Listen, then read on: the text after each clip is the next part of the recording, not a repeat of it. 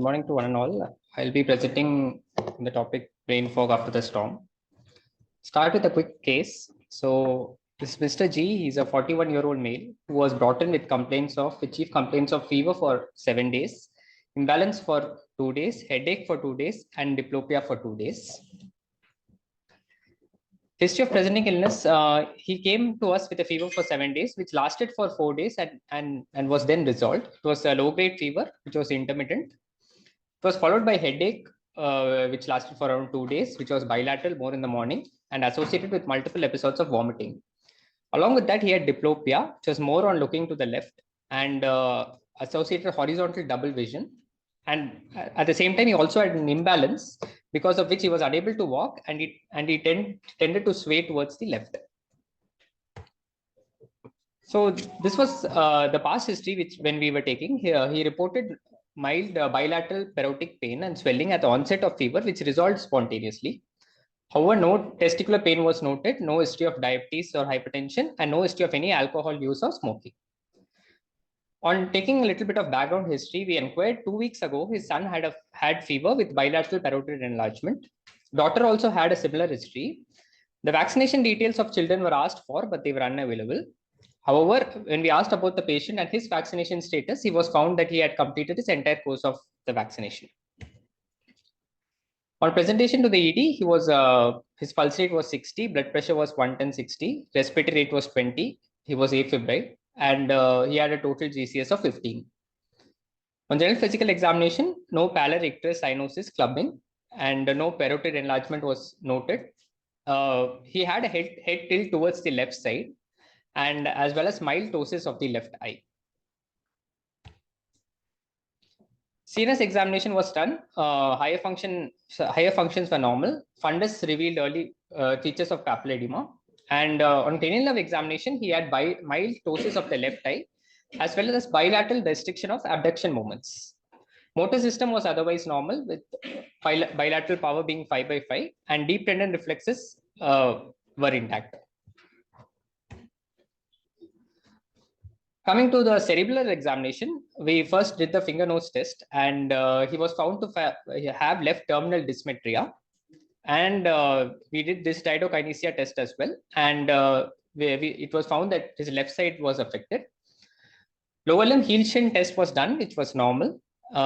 We made him do the tandem walk, which he was not able to perform. He had a broad-based gait, as well as nystagmus, which was present bilaterally.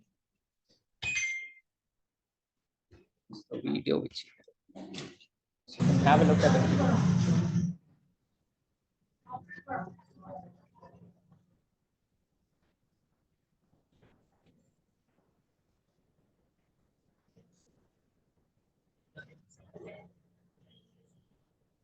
About the terminal discharge.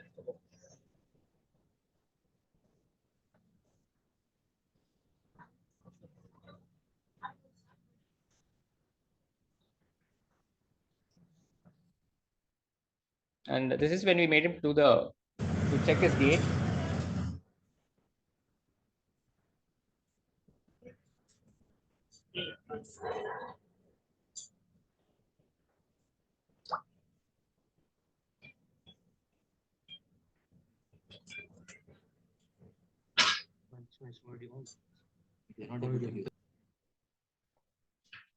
So these are the findings which are seen on clinical examination. Other systemic examination wise, respiratory system, CVS system, and abdominal system, everything was normal. Genitourinary system was examined as well to look for any testicular enlargement, which we didn't find. So to summarize, we had my clinical syndrome once after finishing the history examination was a patient with fever, headache, followed by binocular diplopia, left side ptosis, early papilledema with imbalance. This was the symptom complex which we had. Anatomically, the lesion was localized to multiple cranial nerve involvement was there, cranial nerve 3 and 6, because there was lateral rectus palsy, bilateral abduction was affected, along with long tract cerebellar fibers were affected. Localization was done to the brainstem and cerebellum because the signs and clinical signs were so. And etiology, considering it was more of an acute onset, we were thinking either it could be an infectious or a para-infectious etiology, or it could be some kind of an autoimmune etiology. And considering the family history of where his son also had mumps, we were thinking it could be an acute encephalitis, which was para-infectious, probably secondary to mumps. So it's a working diagnosis. We did our investigations. His CBC was found to be normal, hemoglobin of 14, the normal counts with platelets of around 2.4 lakhs. And creatinine was found to be normal, electrolytes were found to be normal. And we did a CSF tap because initially when he had come, he was suspected of meningitis, so they did a tap. So CSF glucose was found to be 54. CSF protein was found to be elevated, and if you see the cell count, there was a lymphocytic predominance, all suggesting towards a viral etiology. And we did a CSF mumps IgM as well, which came out to be positive. So coming to our topic, acute encephalitis, para-infectious post-mumps is what we were considering in this case. A quick note about the incidence. So I put a chart at the side, but usually this is a self-limiting and a benign illness. The complications of mumps, when you talk of CNS complications, there are mainly two. There is one is meningitis and encephalitis. So as you can see, in the adult age group, it is pretty rare, with meningitis around 10% and encephalitis only around 1%. A quick note about the pathophysiology of mumps. It is a very highly contagious disease. It belongs to the family Paramyxoviridae and the genus Rubella virus.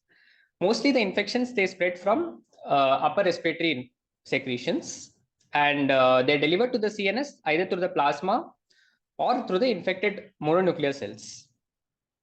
The replication of the mumps virus usually takes place in the choroidal epithelium, and after which the virus is shed in the CSF. The encephalitis which is happening is because of the direct extension into the neurons of the brain parenchyma. So coming to the CNS manifestations, the data says the most common, apart from the salivary manifestation of mumps, it's the most common extrasalivary manifestation. And most frequently, the CNS symptoms, they follow the onset of parotitis by about 5 days. But having said that, I would like to bring your attention to the chart which I put up there. If you can see under parotitis, it is not like all of the patients, they have parotitis as a feature. Most frequently, the reported presentation is generally a triad of fever, vomiting, and headache. Coming to the CNS manifestations, this was just a study which I found. There were 2 studies which was done. So where they found the relation between the development of parotitis and the encephalitis. Just want to bring to notice that in some patients, that is in about 9 patients, the parotitis actually appeared after the onset of CNS symptoms. And in fact, in around 15 patients, there was no parotitis. Similarly, another study was done. Again, there are 4 patients had parotitis and CNS symptoms that occurred simultaneously. So my point being that parotitis wasn't a necessary feature for the diagnosis of encephalitis. So coming back to a patient, we did an imaging which showed increased signal changes in and around the 4th ventricle as compared to a previous imaging which he had. Along with that, it showed features of papilledema as well. IgM mumps came out to be positive, and CSF viral PCR for other viruses were negative. Neurology consult was taken, and then he was started on methylprednisolone pulse therapy. He received steroids for around 5 days, showed a good clinical recovery. Weekly pulse therapy was planned on OPD basis. Finally, the take-home learning points, which I would say is post-infectious encephalitis. It is definitely rare when compared to the pediatric age group, but it's still something to be considered. Mere absence of parotitis, as I said, it does not rule out the possibility of post-mumps encephalitis. Similarly, the presence of vaccination status also does not rule out the possibility of post-mumps encephalitis. And finally, imaging should always be considered even in every case of cerebral ataxia, because even now the vascular causes are still the most common cause of ataxia, which we should consider. Thank you, Nishanth. We stuck to time, which is useful, 10 minutes per head. I'll just leave it open for 2 questions from the audience or anybody from the unit who's here to comment. Any questions or clarifications from Nishanth? Yes, please go ahead, Jana. Do you have any information on natural progression of this post-mortem encephalitis? Did he need the steroid treatment, or would it have gotten better? I mean, data says that we should let it. They say it is self-limiting, but in the recommendations say to start them on a short course of steroids. Any other Just questions? a comment. Usually the UIP includes only measles. It doesn't have MMR till around 2000. It depends on where you're getting vaccinated also. Like it. Yes. So it is not that he's been vaccinated means he's been vaccinated Vaccinated for mumps. So he's been vaccinated probably for just measles. Just to add on one comment for the presentation, just mention your concomitant glucose when you do a CSF glucose. This is just things that we normally do in workups. And maybe differentials, we know that the history was strongly tilted towards mumps, but to put other differentials of other organisms, I mean, other viruses which cause. Yes. Otherwise, even my question was what Janvi asked, saying, how do we know when to end, or is it self-limiting as per a viral? Thank you so much, Nishanth. And just a general comment, in this day of social media, when you take patients' videos, you need to take consent, or you need to ideally, de-identify them in some way, because we are going online, so Yes. it goes everywhere. So just that it shouldn't be a video that just gets. So just make sure you take the patient's consent. Yes. Because he will be visible everywhere. Yeah. And some diseases may have an implication on their jobs or some other option. Okay. Thank you, Nishanth. That was well presented. We'll just